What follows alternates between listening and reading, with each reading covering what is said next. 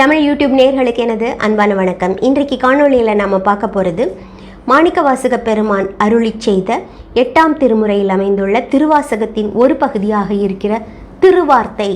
அந்த பதிகத்தை தான் நாம் இன்றைக்கி பார்க்க போகிறோம். இது திருப்பெருந்துறையில் அருளி செய்தது, அதாவது ஆவுடையார் கோவில். இது அறிவித்து அன்புறுதல் அப்படிங்கிறதுக்கு கீழே வருது.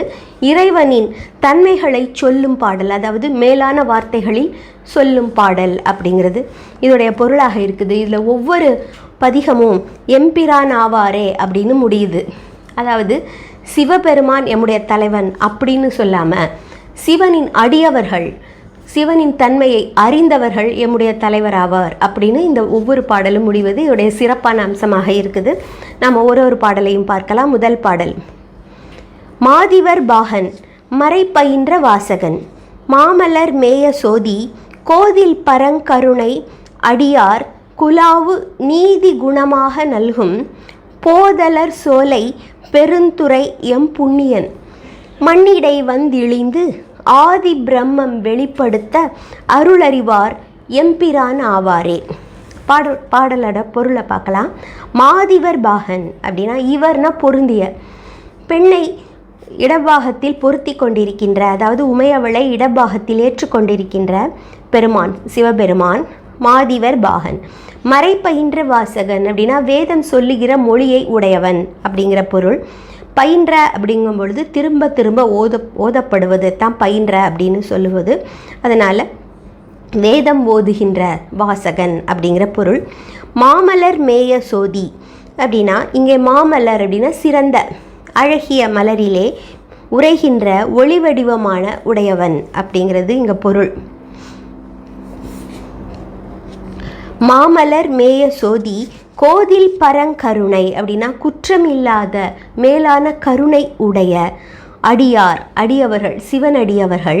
குலாவு அப்படின்னா கொண்டாடுகின்ற நீதி குணமாக நல்கும், அவர்கள் கொண்டாடுகின்ற நீதியையே அவர்களுக்கு குணமாக நல்கும் அப்படின்னா அவர்களுக்கு அதை கொடுக்கக்கூடியவர் அப்படின்னு, அதாவது வேண்டுவார்க்கு வேண்டுவன கொடுக்கக்கூடியவர் அப்படிங்கிறது தான் பொருள். குணமாக நல்கும் போதலர் சோலை பெருந்துறை.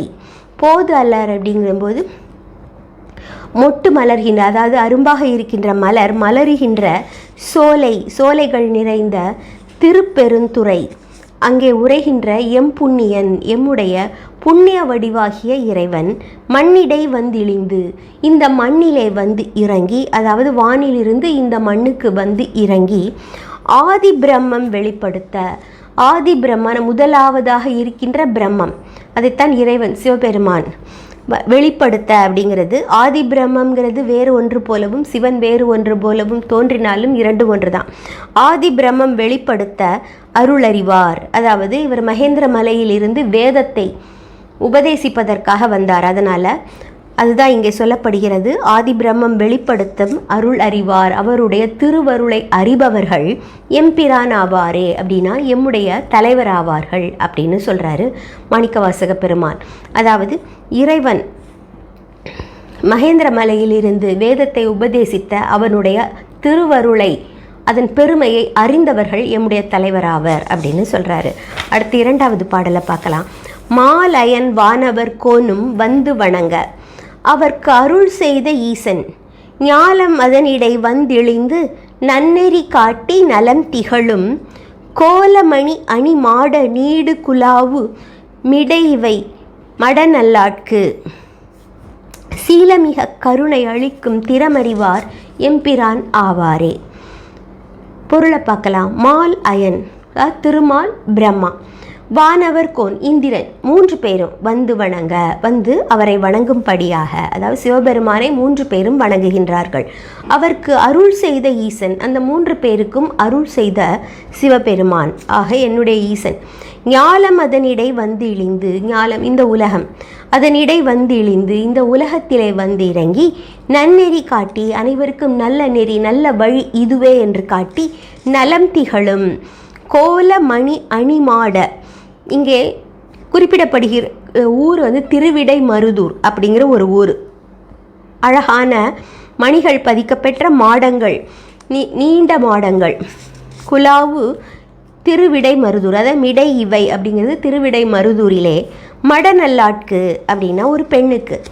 சீலமிக கருணை அளிக்கும் திறமறிவார், ஒழுக்கம் மிகும்படியாக கருணை செய்த இறைவனின் திறமறிவார், தன்மையை அறிந்தவர்கள் எம்பிரான் ஆவாரே, எம்முடைய தலைவர் ஆவார்கள் அப்படின்னு சொல்கிறாரு. அப்போது இங்கே திருவிடை மருதூரில் என்ன யாருக்கு அருள் செய்தார் அப்படின்னு பார்த்தா அதுக்கு ஒரு கதை இருக்குது. இங்கே தலப்புராணத்தை படித்தா தெரியும். இந்த திருவிடை மருதூரில் வரகுண பாண்டியன் அப்படிங்கிற மன்னன், பாண்டிய மன்னன், அவனுடைய சிவபக்தி மிகவும் பெரியது. அதாவது நரிகள் ஊளையிட்டா அது சிவனை நினைத்து வணங்கி கத்துகின்றன அப்படின்னு நினைக்கிறான். தவளைகள் கத்தினா அவை சிவசிந்தனையில் பாடுகின்றன அப்படின்னு நினைக்கிறவன். பார்க்கிற இடமெல்லாமே அவனுக்கு சிவனின் அம்சமாக தென்படுகிறது. அப்படி பக்தியுடைய அவனுக்கு ஒரு பெண் திருமணம் செய்கிறாங்க, ஒரு பெண்ணை. அந்த பெண் பேரழகு நிறைந்த பெண்ணாக இருக்கிறாள். அவளை பார்த்த உடனே இந்த அழகுக்கு நான் தகுதி இல்லை, ஈசன் தான் தகுதி அப்படின்ட்டு அவளை இறைவனிடம் ஒப்படைக்க கருதுகிறான் அந்த மன்னன்.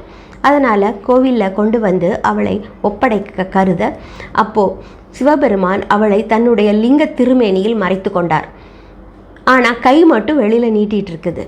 அதை பார்த்த உடனே அந்த மன்னன் வருத்தப்படுறானா, நம்ம கையை தீண்டி திருமணத்தின் பொழுது கையை தீண்டினதால் சிவன் ஏற்றுக்கொள்ளவில்லை போலும் அப்படின்னு அவன் நினைக்க, உடனே சிவபெருமான் அவனுடைய மனதை புரிந்து கொண்டு முழு வடிவையும் மறைத்து காட்டுகிறார் அப்படிங்கிறது ஒரு கதை இருக்குது. அதைத்தான் இங்கே குறிப்பிடுகிறார் அவர். திருவிடை மருதூரில் மடநல்லாட்கு கருணை அழிக்கும் திறமறிவார் அப்படின்னு சொல்கிறாரு. அடுத்து 3வது பாடலை பார்க்கலாம்.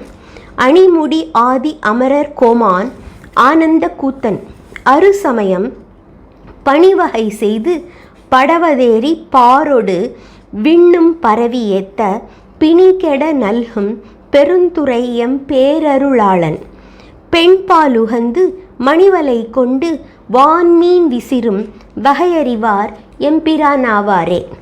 இங்கே அணிமுடி ஆதி, இங்கே சிவனுடைய ஜடாமுடி, தலையிலே கிரீடம் போல அழகாக இருக்கின்ற ஜடாமுடியை குறிப்பிடுறாரு. அணிமுடி ஆதி அப்படின்னா முதல் பொருளாக விளங்குகின்றவன். அமரர் கோமான், தேவர்களுக்கெல்லாம் தலைவனாகிய சிவபெருமான். ஆனந்த கூத்தன், ஆனந்த கூத்தாடுகின்றவன். அரு சமயம் பணிவகை செய்து, அரு சமயம் என்பது 6 வகையான சமயங்கள். அவை பணிவகை செய்துனா பரவியேத்த, அவை அவருக்கு ஏவல் செய்கின்றனவாம். அந்த சமயங்கள் 6 சமயங்களும் போற்றி பாடுவது இவனையே அப்படின்னு சொல்லிட்டு சொல்கிறாரு. பணிவகை செய்து படவதேரி அப்படின்னா படவது அப்படின்னா தோணி, அந்த தோணியில் ஏறி பாரோடு விண்ணும் பரவியேத்த, பூமியோடு வானமும் போற்றி புகழும்படியாக பிணிகெட நல்கும், அதாவது பிறவி பிணி கெடுவதற்கு அருள் புரியக்கூடிய திருப்பெருந்துறை எம் பேரருளாளன், திருப்பெருந்துறையில் உரைகின்ற எம் பேரருளாளன் அப்படின்னா பேர் அருள் நிறைந்த சிவபெருமான். பெண்பால் உகந்து அப்படின்னா இங்கே பெண் யாரை குறிக்குதுன்னா உமாதேவியை குறிக்குது. அதுவும் மீனவகுலத்தில் பிறந்த உமாதேவியை குறிக்குது. பெண்பால் உகந்து மீனவகுலத்தில் பிறந்த அந்த மீனவ பெண்ணை விரும்பி மணிவலை கொண்டு, அழகிய வலை கொண்டு வான்மீன் விசிறும் அப்படின்னா சுறா மீனை பிடித்தார், கெளிற்று மீனை பிடித்தார். ஏன்னா வேதத்தின் பொருள் வெளிப்பட வேண்டும் என்று அவர் வான்மீன் விசிறும் வகையறிவார், அந்த வகையை அறிந்து கொண்டவர்கள் எம்பிரான் ஆவாரே, என்னுடைய தலைவர் ஆவார்கள் அப்படின்னு சொல்கிறார். இங்கே சொல்லப்படுகிற கதை, அதாவது உமாதேவிக்கு, மீனவகுலத்தில் பிறந்த உமாதேவியை திருமணம் செய்து கொள்வதற்காக இறைவனாகிய ஈசன் வலை கொண்டு இந்த சுறாமீனை பிடித்து அதனிடம் இருந்த வேதத்தின் பொருளை வாங்கி அந்த வேதத்தை மகேந்திர மலையில் இருந்து உபதேசித்தார். அதாவது உமையவளுக்கும் பிற முனிவர்களுக்கும் உபதேசித்தார் என்பது ஒரு புராண கதை. இந்த திருவிளையாடல் புராணத்தில் வலைவீசு படலத்தில் வரும். அப்படிப்பட்ட இறைவனின் தன்மையை அறிந்தவர்கள் எம்முடைய தலைவர் ஆவார்கள் அப்படின்னு சொல்கிறாரு மாணிக்கவாசக பெருமான். 4வது பாடலை பார்க்கலாம். வேடுருவாகி மகேந்திரத்து மிகு குறைவானவர் வந்து தன்னை தேட இருந்த சிவபெருமான் சிந்தனை செய்து அடியோர்கள் உய்ய ஆடல் அமர்ந்த பரிமா ஏறி ஐயன் பெருந்துறை ஆதி அந்நாள் ஏடர்களை எங்கும் ஆண்டு கொண்ட இயல்பறிவார் எம்பிரான் ஆவாரே. வேடுருவாகி, அதாவது வேடனுடைய உருவத்தை அடைந்து, மகேந்திரத்து மிகு குறைவானவர் வந்து, மகேந்திர மலையிலே வேதத்தை உபதேசிப்பதற்காக இவர் வந்திருக்கும் பொழுது மிகு குறைவானவர், பல குறைகளோடு, வானவர்கள தேவர்கள் தங்கள் குறைகளை எல்லாம் சொல்லுவதற்காக இறைவனை தேடுகிறார்கள். வந்து தன்னை தேட இருந்த சிவபெருமான், அவர்கள் தேடும் நேரத்தில் இவர் மகேந்திர மலையில் இருக்கிறார். அப்படி இருந்த சிவபெருமான் சிந்தனை செய்து, அப்படின்னா திருவுளம் கொண்டு, தன்னுடைய சிந்தையில் கொண்டு அடியோர்கள் உய்ய, அடியவர்களாகிய சிவ பக்தர்கள் உய்யும்படியாக ஆடல் அமர்ந்த பரிமா ஏறி, ஆடல் அமர்ந்த அப்படின்னா ஆடலை விரும்பிய, நடனத்தை விரும்பிய சிவபெருமான். பரிமா ஏறி அப்படின்னா குதிரையில் ஏறி ஐயன் பெருந்துறை, திருப்பெருந்துறையிலே முதற்பொருளாக உள்ள இறைவன் அந்நாள் ஏடர்களை எங்கும் ஆண்டு கொண்ட, தோழர்களை எல்லாம் ஆட்கொண்ட இயல்பறிவார், தன்மையை அறிபவர்கள் எம்பிரான் ஆவாரே, எம்முடைய தலைவர்கள் ஆவார்கள் அப்படின்னு சொல்கிறாரு. இந்த இடத்துல பரிமா ஏரி அப்படின்னு சொல்லப்படுவது குதிரை ஏரி, குதிரை வீரனாக மதுரையில் திருவிளையாடல் புரிந்த கதையை தான் சொல்லுது. இது அடுத்த பாடலை பார்க்கலாம். 5வது பாடல். வந்திமையோர்கள் வணங்கி ஏத்த மாக்கருணை கடலாய் அடியார் பந்தனை விண்டர நல்கும் எங்கள் பரமன் பெருந்துறை ஆதி அந்நாள் உந்து திரை கடலை கடந்ததன்றோங்கு மதில் இலங்கை அதனில் பந்தனை மெல்விரலால் கருளும் பரிசறிவார் எம்பிரான் ஆவாரே.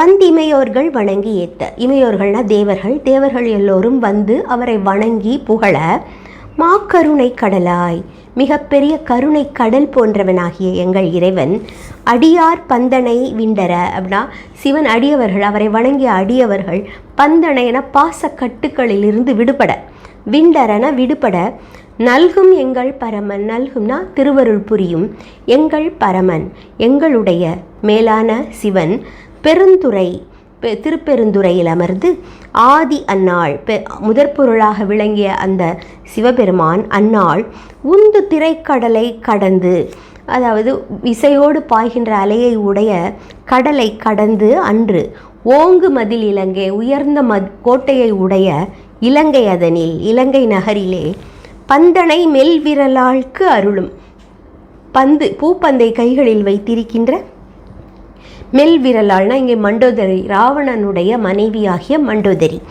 அவளுக்கு அருளும் பரிசறிவார் எம்பிரான் ஆவாரே, திருவருள் புரிந்த தன்மையை அறிபவர்கள் எம்முடைய தலைவராவார்கள் அப்படின்னு சொல்கிறார். இங்கே ராவணனின் மனைவி ஒரு சிவபக்தை, அவளுக்கு அருள் புரிவதற்காக சிவபெருமான் ஒரு குழந்தை வடிவில் அவளுக்கு காட்சியளிக்கிறார். அதைத்தான் இங்கே குறிப்பிடப்படுது. அப்படி அருள் புரிந்த சிவன் சிவனுடைய தன்மையை அறிந்தவர்கள் எம்முடைய தலைவர் அப்படிங்கிறாரு. அடுத்த பாடலை பார்க்கலாம் நம்ம. 6வது பாடல். தேவ திரிபுரஞ்செற்ற வில்லி வேடுவனாய் கடிநாய்கள் சூழ ஏவர் செயல் செய்யும் தேவர் முன்னே எம்பெருமான் தான் இயங்கு காட்டில் உண்ட பன்றிக்கு இறங்கி ஈசன் எந்தை பெருந்துறை ஆதி அன்று கேவலங்கேழலாய் பால் கொடுத்த கிடப்பறிவார் எம்பிரான் ஆவாரே. தேவ திரிபுரம் செற்ற வில்லி, திரிபுரம் என்பதை இறைவன் சிவபெருமான் அழித்தார் அப்படிங்கிறது கதை எல்லோருக்கும் தெரியும். அது வேவன அந்த திரிபுரமானது வெந்து சாம்பலாகும்படியாக செற்றன அழித்த வில்லை உடைய வேடுவனாய் கடிநாய்கள் சூழ, அதாவது நாய்கள் சூழும்படியாக ஒரு வேடுவன் போல வந்து ஏவர்ச்சை செயல் செய்யும் தேவர் முன்னே, இவருடைய ஏவலுக்கு பணியக்கூடிய தேவர்களின் முன்னே எம்பெருமான் தான், எம்முடைய தலைவனாகிய சிவபெருமான் தான் இயங்கு காட்டில், அவர் செல்கின்ற அந்த காட்டிலே உண்ட பன்றிக்கு இறங்கி, இங்கே உண்டன்னா அம்பு தைத்து இறந்து போன ஒரு பன்றிக்கு இரக்கம் கொண்டு ஈசன் எந்தை, எம்முடைய தந்தையாகிய ஈசன் பெருந்துறை ஆதி அன்று, பெருந்துறையில் உரைகின்ற முதற்பொருளான அவன் அன்று கேவலங்கேழலாய், அதாவது அற்பமான ஒரு பன்றிக்கு, கேழல் என்றால் பன்றி, அற்பமான பன்றிக்கு, பன்றி குட்டிகளுக்கு பால் கொடுத்த கிடப்பறிவார் எம்பிரான் ஆவாரே. அதாவது இங்கே சொல்லப்படுகிற கதை என்னென்னா, ஒரு 12 பேர் வணிக குலத்தை சேர்ந்த 12 பேர் பன்றிக்குட்டிகளாக பிறக்கிறாங்க ஒரு சாபத்தின் காரணமாக. அந்த பன்றி தாய் பன்றி இறந்து விடுகிறது. இறந்த உடனே இந்த குட்டிகள் பால் இல்லாமல் பரிதவிக்கிறது. அப்பொழுது சிவபெருமான் அதற்கு இறங்கி பால் கொடுத்தார் அப்படிங்கிறது ஒரு கதை இங்கே இருக்குது. அதைத்தான் இங்கே சொல்கிறார் அவர். பெருந்துறை ஆதி அன்று கேவலங்கேழலாய் பால் கொடுத்த கிடப்பறிவார் எம்பிரான் ஆவாரே. இந்த உலகத்தில் பிறந்த உயிர்கள் அனைத்தையும் காக்க வேண்டிய கடமை உடையவர் அவர் என்பதால் தாயை இழந்த அந்த குட்டிகளுக்கு அவர் பால் கொடுத்த தன்மை இங்கு பேசப்படுகிறது. அடுத்த பாடலை நாம் பார்க்கலாம். நாதம் உடையதோர் நற்கமல போதினில் நன்னிய நன்னுதலார் ஓதி பணிந்து அலர் தூவி ஏத்த ஒளிவளர் சோதி எம் ஈசன் மன்னும் போதலர் சோலை பெருந்துறை எம் புண்ணியன் மண்ணிடை வந்து தோன்றி பேதங்கெடுத்த அருள்செய் பெருமை அறியவல்லார் எம்பிரான் ஆவாரே. நாதம் உடையதோர் நற்கமல போதினில் அர்த்தம் என்னன்னா, நற்கமல போதுனா ஒரு நல்ல தாமரை மலர், அதில் நாதம் உடையதோர்னா ரீங்காரம் வண்டுகள் ரீங்காரம் செய்யும்படியாக நல்ல மனமிகுந்த தாமரை மலர், அதிலே நன்னிய நன்னுதலார், அதிலே உரைகின்ற நன்னுதலார் அப்படின்னா இரண்டு பேரை இங்கே குறிக்கிறாரு.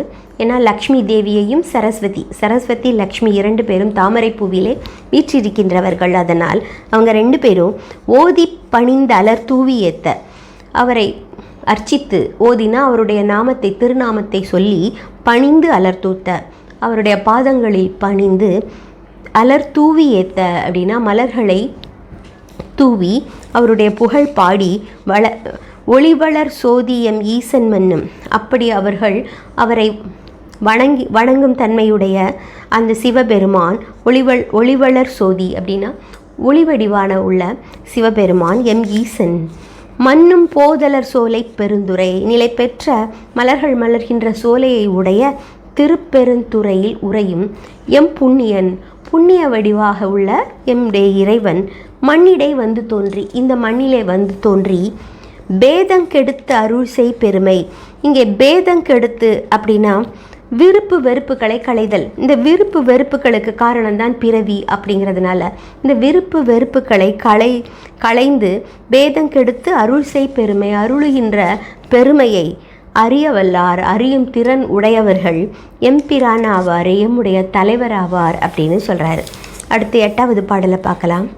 பூவலர் கொன்றையம் மாலை மார்பன் போருகிர் வன்புலி கொன்ற வீரன் மாது நல்லாள் உமைமங்கை பங்கன் வன்பொழில் சூழ்தென் பெருந்துரை கோன் ஏதில் பெரும்புகழ் எங்கள் ஈசன் இருங்கடல் வானர்க்கு தீயில் தோன்றும் ஓவிய மங்கையர் தோள்புணரும் உருவறிவார் எம்பிரான் ஆவாரே.